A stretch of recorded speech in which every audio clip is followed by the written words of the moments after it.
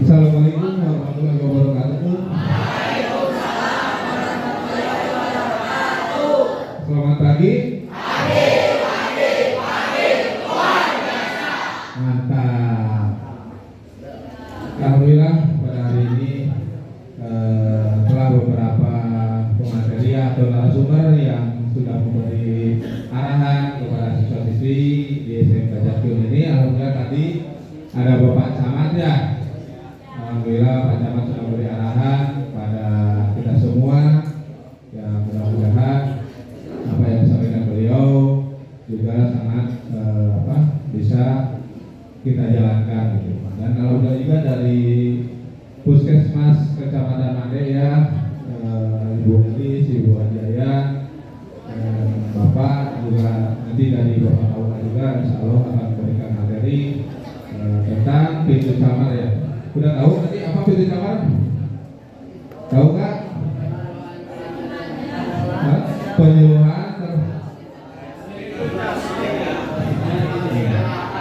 Penyuluhan terintegrasi cegah menikah di usia remaja ya. Nah tadi dari Puskesmas memberikan arahan apa tadi tentang apa? Seks atau apa? Reproduksi ya, reproduksi karena apa? Reproduksinya belum stabil juga ya. Karena itu diakibatkan dalam pernikahan usia muda. Nah, juga di sini mungkin perkenalkan Bapak dari Motekar ya, Motivator Ketahanan Keluarga Provinsi Jawa Barat, Kecamatan Made, bertugas juga mendampingi kasus perempuan dan anak ya di sini, termasuk kasus-kasus anak usia dini atau dikatakan remaja ya. Cuma di sini yang disebut remaja itu dalam pendampingan perlindungan perempuan dan anak itu di bawah 19 tahun ya, di bawah 19 tahun yang di sana belum dibolehkan pengajuan menikah ke kantor urusan agama, karena nanti itu dijelaskan oleh Bapak Aula ya. Usia pernikahan berapa tahun yang dibolehkan?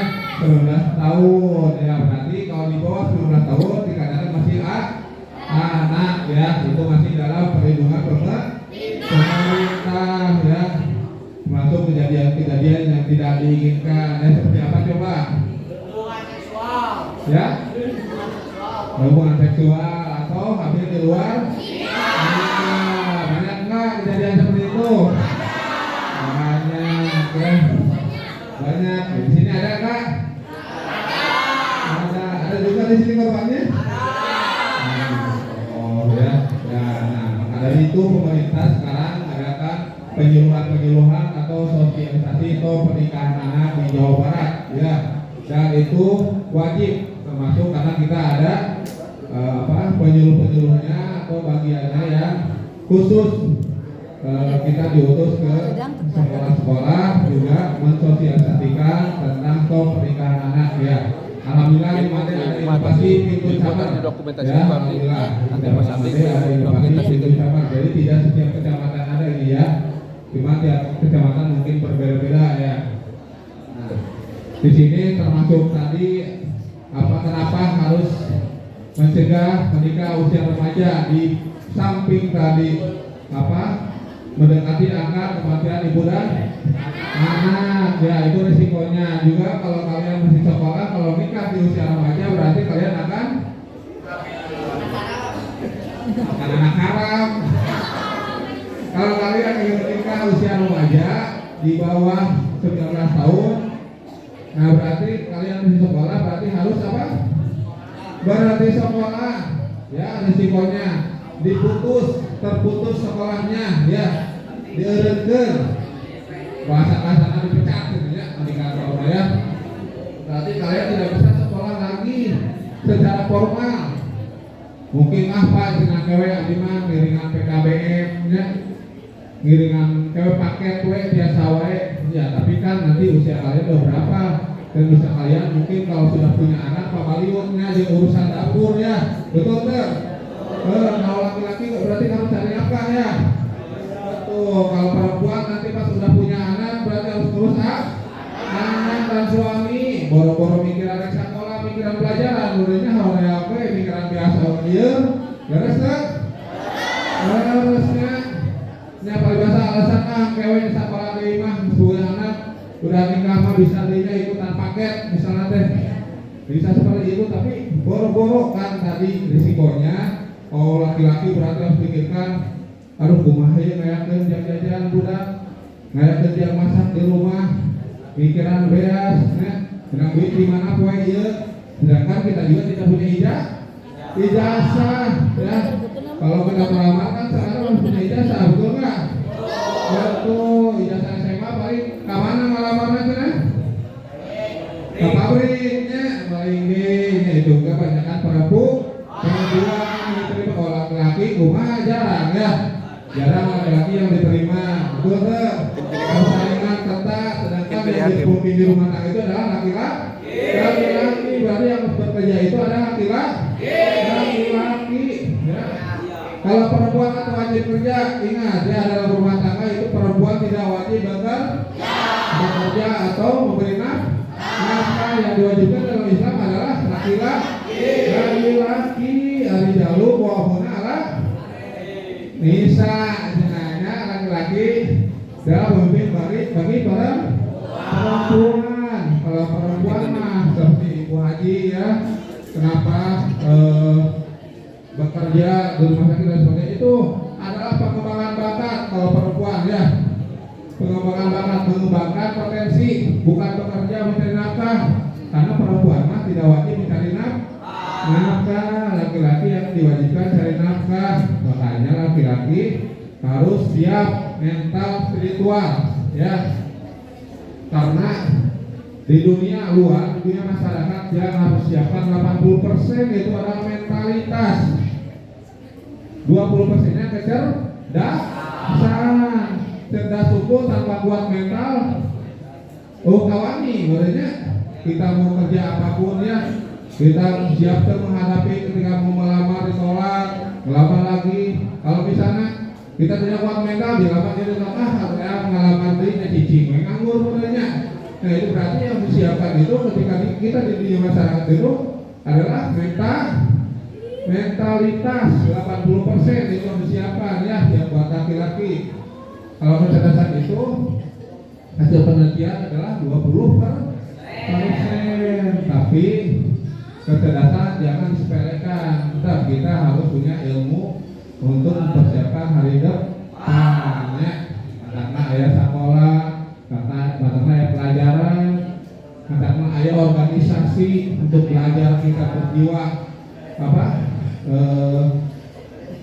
berjiwa kerjasama. Ada organisasi ya, ada organisasi itu belajar, ada kepala, ada ketua ya, ada bendahara, ada sekretaris. Nah itu belajar kerjasama karena dalam dunia kerja, dunia masyarakat tetap ada kerjasama termasuk dalam rumah tangga nanti. Ada suami, ada istri, ada anak harus bekerja sama ya, gitu.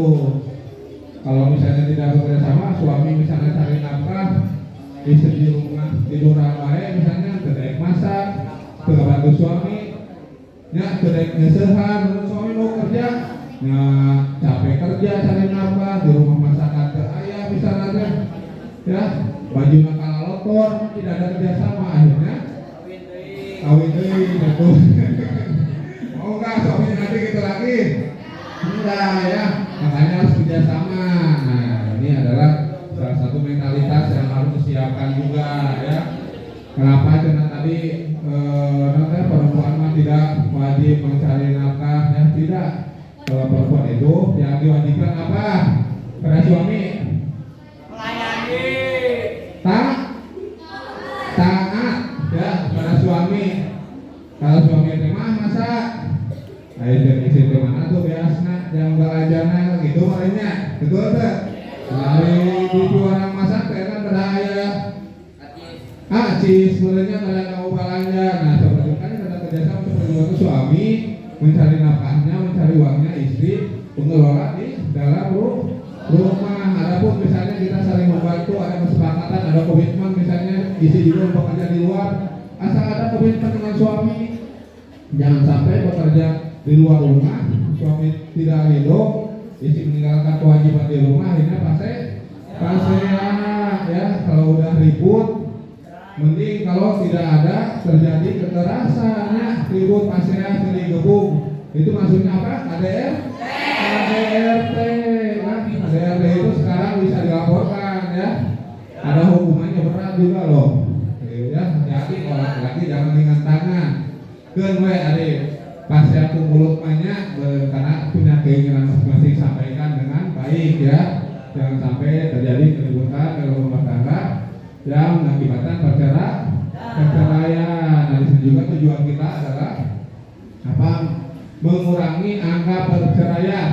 Karena data dari Pengadilan Agama, Pak, betul nggak nih? Koreksi, kemarin kita dari Pengadilan Agama informasi bahwa yang tercatat sudah bercerai itu sekarang sekitar 3.700 lebih. Enggak, Pak?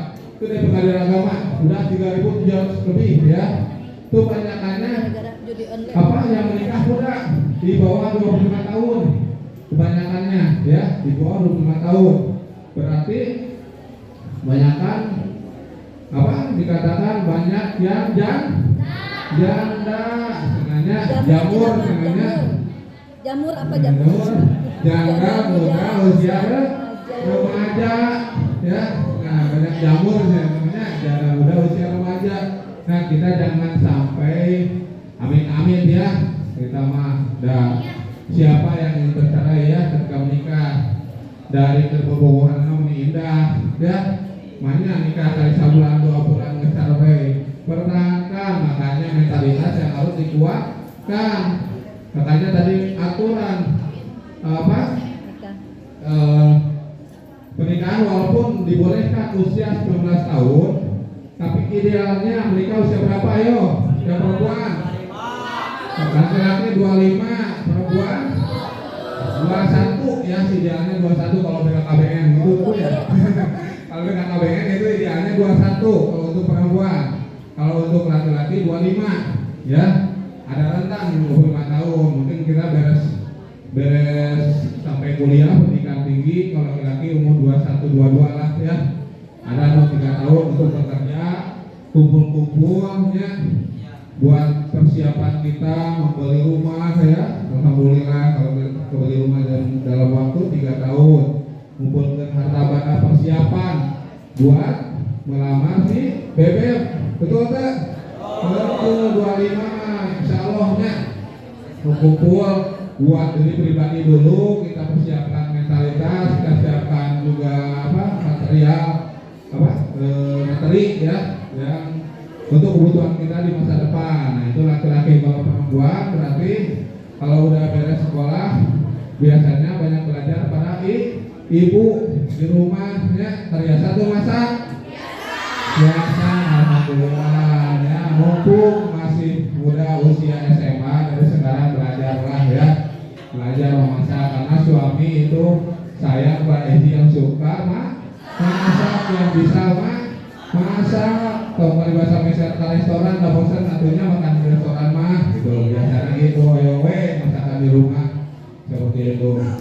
Jadi itu salah satu untuk mengharmonisasi dalam rumah tangga. Tadi kan risiko nikah anak adalah putus sekolah ya, kalau masih usia sekolah. Laki-laki berarti harus bekerja. Status sosial kita berbeda, asal kita dengan kawan-kawan asik-asik main-main ke sana kemari. Kalau status kita udah menikah beda kan. Teman-teman juga pasti minder. Kita juga pasti minder untuk bergaul sama kawan-kawan yang biasa waktu SMA, betul nggak? Minder udah kita udah menikah, apalagi mau punya anak ya, pasti minder. Nah itu kan kondisi psikologis kita yang terganggu nantinya, jangan sampai seperti itu. Terus tadi kalau misalnya hamil ya, melahirkan akan rentan kematian ibu dan anak, betul. Terus kalau anaknya lahir tadi rentan terjadi stunting. Terus misalnya kalau misalnya lalakina kagawean sare jeung nyawa HP bung gawe. Kan ajong gitu ya. Kadang si istri risiko di rumah tidak terpenuhi. Boro-boro kasatnya biasa teu aya, ayeuna nu aya pusing kalalaki, dan gawe-gawe naon ijazah teu boga, gawe berat teu bisa, tentunya terjadi konflik, ribut, masea. Akhirnya banyak terjadi dan sedikit terjadi KDRT ya, kekerasan dalam rumah tangga, ngomong terlibat karena ada duka di tubuh istri, misalnya itu bisa lapor ke kepolisian, yang laki-laki di penjara, yang perempuan menderita, ya, amin, tahu bilang kita, jangan sampai seperti itu, mungkin itu sekelumit ya, tambahan dari Bapak, Insya Allah ada lanjutan dari Bapak Tawa selanjutnya. Pemeriksaan HB, hemoglobin. Hemoglobin yang normal ada tahu, yang normalnya 12,5 ya. Kalau misalkan kurang itu harus ditambah darahnya ditambahin ya. Pak? Iya, kan tablet tambah darah. Ya. Mungkin ada tambahan dari Bu Haji Yayan, Bu Haji Yayan.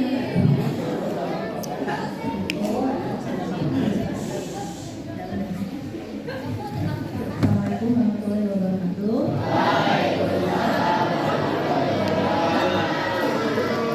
Ibu tidak lama ya sama anak-anak.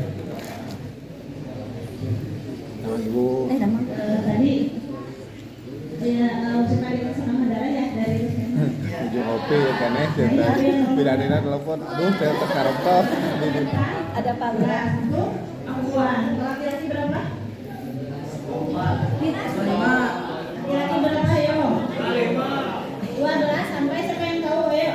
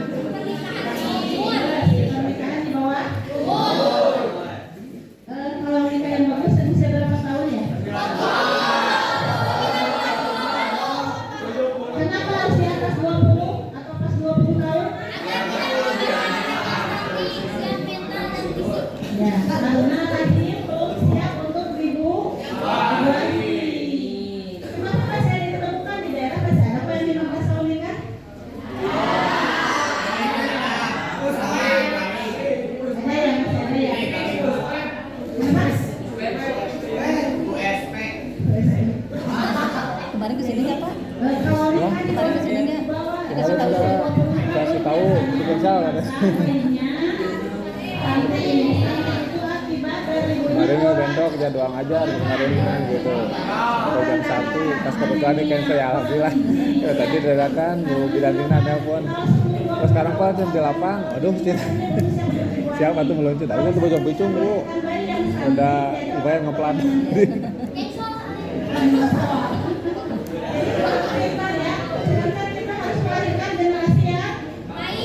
Baik yang berkualitas mungkin. Catatan dia jadi tuh katanya.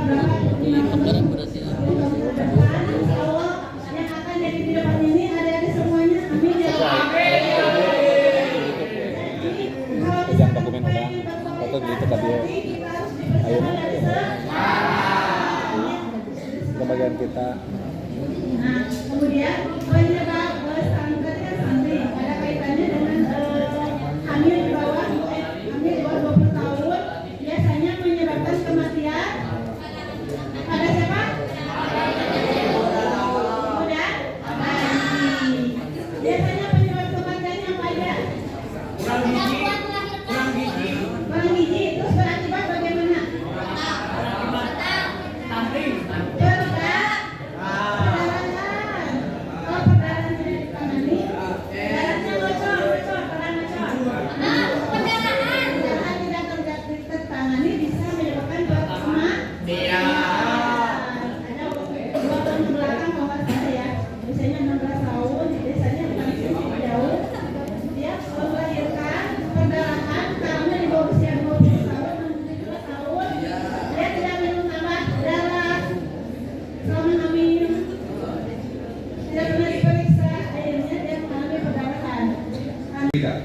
Oke, kita coba tes konsentrasi. Konsentrasi dimulai. Tepuk. Tepuk tangan 1 kali. 2 kali. Tepuk. Gak apa-apa. Mungkin masih melayang-layang ya. Dari tadi kita memberikan materi, mudah-mudahan adik-adik semua bisa memahami, bisa diaplikasikan di baik di sekolah, di lingkungan keluarga, apalagi di masyarakat. Oke, mungkin perkenalkan sebelumnya Bapak Bayan, Insya Allah masih diberi kesempatan di hari ini bisa berkumpul, alhamdulillah bisa bersilaturahmi dengan adik-adik sekalian, calon ibu masa depan dan calon bapak masa depan. Amin ya. Kemudian apa yang akan Bapak sampaikan tidak banyak dan tidak lebih bagus, lebih cepat, lebih bagus, artinya ikan cepat tidak ikan gabus ya. Yang pertama ada 3 pilar yang mungkin disampaikan atau sekilas selayang pandang program pemerintah baik tingkat provinsi, tingkat kabupaten maupun tingkat pusat, yaitu 3 pilar bidang kesehatan. Yang pertama, generasi Indonesia masa depan harus bersinar. Tahu tak apa bersinar? Punya. Kemudian kalau bersinar artinya adalah bisa bersinar itu cahaya ya. Tapi di sini dalam artian generasi Indonesia, generasi emas bebas narkoba. Apa itu narkoba? Narkotika obat-obatan. Betul. Jenisnya? Terus? Mungkin sudah tidak asing lagi ya. Di ada semua mungkin oh ini jenisnya ini, oh jenisnya ini. Nah, berbicara tentang narkoba, kenapa kita harus peduli? Kenapa kita harus peduli? Biarin aja. Bukan kita ini. Ya, itu ya. Kenapa kita harus peduli? Yang pertama, Makanya remaja itu di populasi penduduk Indonesia gitu. Karena apa? Bentuk sosialisasi ini untuk membentuk generasi-generasi yang berkualitas gitu. Karena di di BMKBN itu ada yang namanya program generasi berencana namanya teh. Jadi untuk mempersiapkan nanti masa depan Indonesia itu